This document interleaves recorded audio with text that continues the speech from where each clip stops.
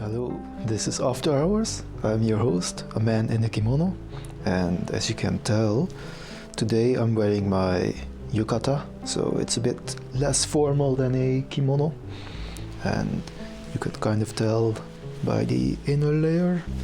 I'm wearing my nagajuban, which is basically underwear. It's the kimono that you wear underneath your kimono.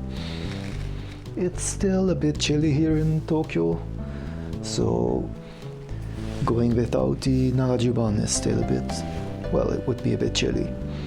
Anyway, I hope you will enjoy today's episode, and let's get to the review portion of this review show. Today I'm drinking a strong zero giga. It's Fukatsu, which means revival, so maybe they've had these before. Suntory brand. Suntory is one of the major, well, it's not only alcohol, but one of the major alcohol companies, I guess, next to Asahi, Kirin, Sapporo. Let's see the calories per 100 milliliters. It's 58 calories. I'd say that's not too bad. And it's a bit late for dinner, but I've got myself a nice little snack. It's a 7-Eleven Senbei usuyaki, which means thin baked senbei, and senbei are rice crackers. Let's see, yeah, rice crackers. 170 calories in this entire bag, but I've had a hefty dinner, so I don't need that many calories. Well, let's just taste one.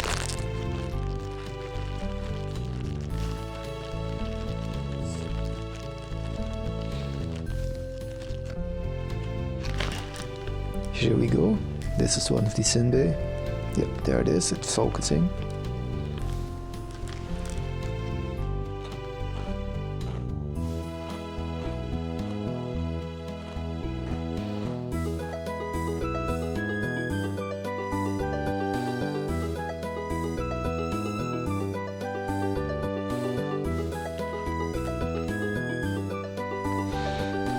Yeah, it's very nice.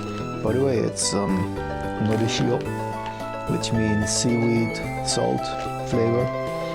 And I have to say that I'm a fan of norishio in general. So I enjoy these quite a bit. They're crunchy, they're salty, they have that seaweed flavor that I enjoy. Very nice.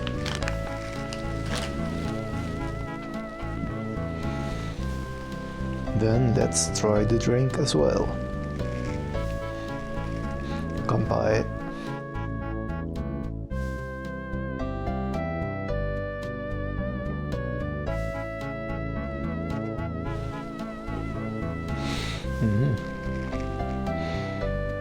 So it is lemon flavored, and you can tell it's quite sour. Now, I enjoy these kind of sour drinks, but I can imagine that for some people this would be a bit much. One more sip.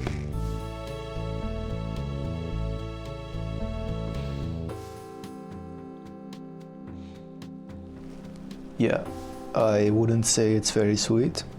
It's mostly sour. It's lemony, obviously.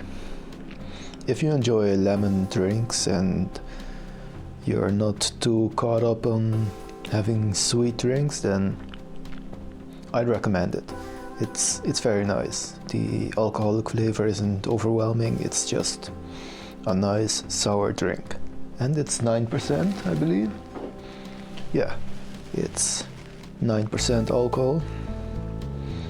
What is it? About 350 milliliters, I believe, is the standard, and let's go. Yeah, 350 milliliters. It's strong zero. The thing that always makes me laugh is these minus 190 degrees Celsius. I don't know what that means. Yeah, I don't know why they say that.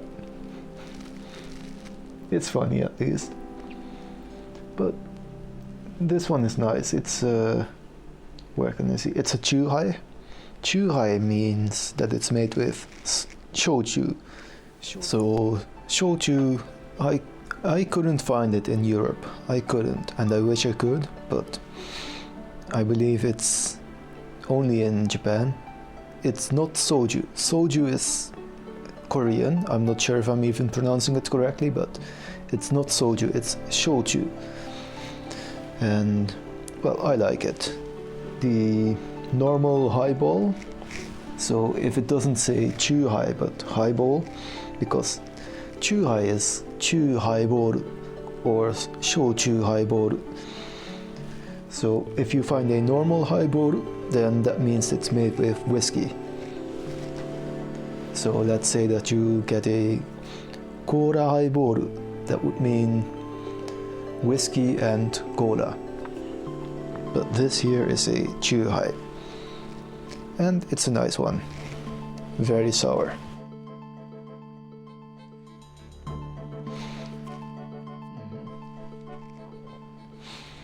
So today I would like to talk about cycling.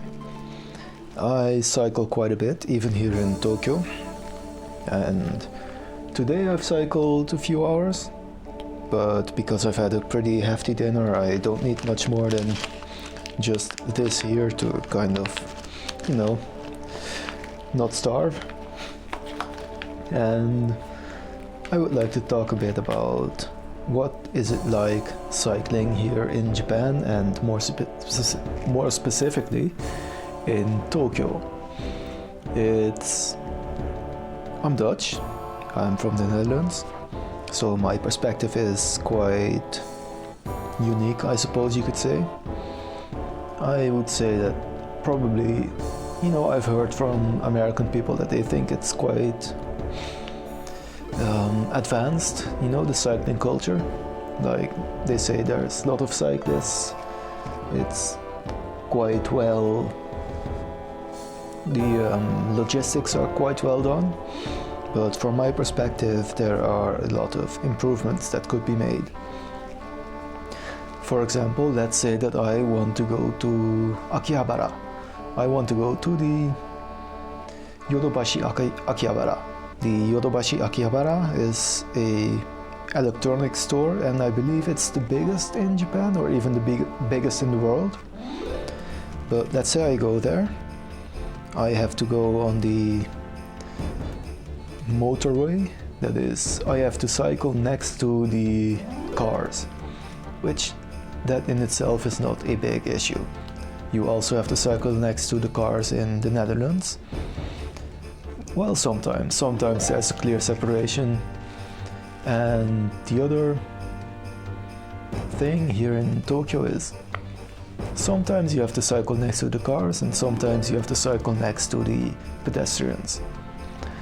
I think I prefer cycling next to the pedestrians as safety goes, but since the culture for cycling is quite, I guess, in its juvenile stage, people tend to walk on the cycling paths and cyclists tend to cycle on the footpath. So both of them get in each other's ways. But even so, for safety, I would say cycling on the, well, next to the pedestrians is better than cycling next to the cars. Certainly on roads where you can go 50 or even 50 kilometers per hour or faster, then I would say it's better if you could separate the cyclists next to the pedestrians instead of having them cycle next to the cars.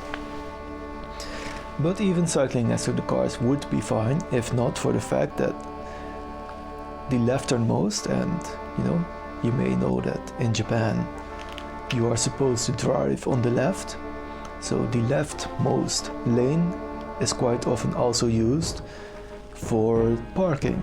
So basically if you want to park somewhere, then you can park on the leftmost lane, which, let's say that this is a road with 3 lanes, then that basically means one of the 3 lanes isn't usable. So let's say that I am cycling on the cycling path on the road, then I have to go onto the second lane to avoid the parked cars, which feels dangerous. Certainly when the cars are going like 50 kilometers per hour, which is, what is that? About 20 miles per hour? Just, off the top of my head. So I have to go onto the second lane to get past the parked cars, and I have to watch, am I not going to get killed by some car trying to get past me? It could be improved upon. But I have to say that, a decent amount of people do cycle, which is, I guess, a good thing. But due to the fact that the logistics aren't quite there, people cycle all over the place, they go both ways on the footpath, not so much on the roads, because, going the wrong way on the road is kind of dangerous. But on the footpath, they go both ways, and that's quite chaotic, I guess is the best way to put it. So that could certainly be improved upon. And another thing is, let's say I go to that Yodobashi or, big Kamena. Let's say I go to Akihabara and I want to park. Where do I park? Well, you can't just park anywhere. Lots of places have a, what do you call it? Lots of places do not allow parking your bicycle. So I have to go find a special bicycle parking. Like a central place where they allow parking of bicycles. That would be okay, but there are only a few places there. Basically, let's say there's enough space for 100, maybe 200 bicycles. But Akihabara, I'd have to look it up, but I'd say Akihabara has maybe, I'm not sure. Anyway, Tokyo has a lot of people in it. So let's say that you want to promote cycling and you want to have everyone, most people cycling to work, cycling to their supermarket, cycling to their shopping. Then, having 200 people next to the largest electronics store in the world, possibly. There's not enough parking in Tokyo. And even when you do find parking, for bicycles, that is, it's also for cars, but I'm talking about bicycles right now, you quite often get maybe 1 or 2 hours of free parking. Beyond that, you'd have to pay, let's say, 200 yens, maybe 400 yens, it depends on the place. And then there's a maximum, let's say, 6 hours and on, and then a maximum of 24 hours.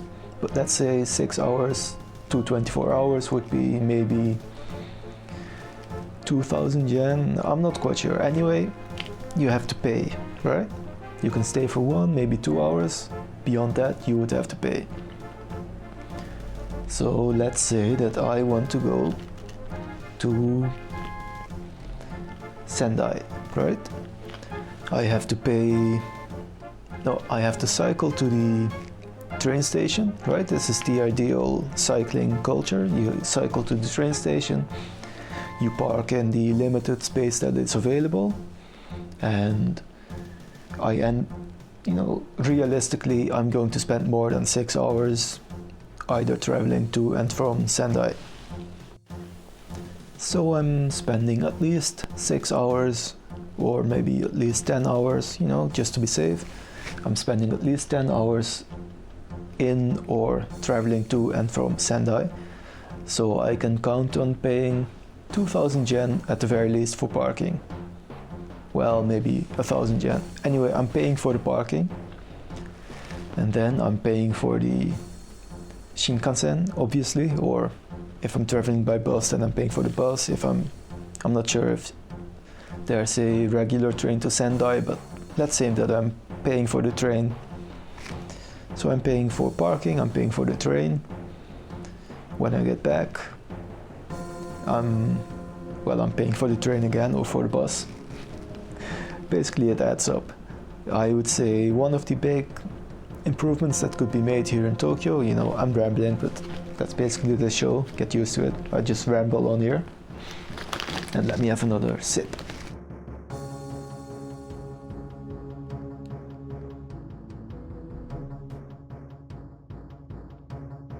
Yeah, this one, the drink, very good, but you have to enjoy sour lemon drinks. If you don't enjoy sour lemon drinks, then this here is not for you. Anyway, the major improvements that I would say could be made here in Tokyo regarding cycling is separate the cycling lanes from, at the very least, like 50 kilometer plus per hour, roads, and provide more spaces for parking your bikes. Because right now, let's say I want to go to the supermarket, I have to be lucky for the supermarket to have a place for my bike. Maybe in front of the supermarket there would be parking for 10, 20 bicycles, which is fine, but if you want to promote cycling, then you have to count on there being more than 10 or 20 people coming to your supermarket by bicycle. So realistically, you would like maybe 100 parking spaces by your supermarket. But the way things are currently, it would be only the supermarket that has parking. So let's say that I want to go to the store next to the supermarket, then I have to park at the supermarket because I'm not allowed to park next to the store that I actually want to go to. So that's, I guess, the major thing I would improve here. Please, if anyone from the Tokyo municipal government is watching, then increase the amount of bicycle parking spaces, and also maybe hold a campaign, telling people cycle on the cycling paths and don't walk on the cycling paths. That would be nice. I think I've rambled for enough. I'll be finishing this and I'll be finishing my drinks, and I hope to see you in the next episode. Thank you for watching.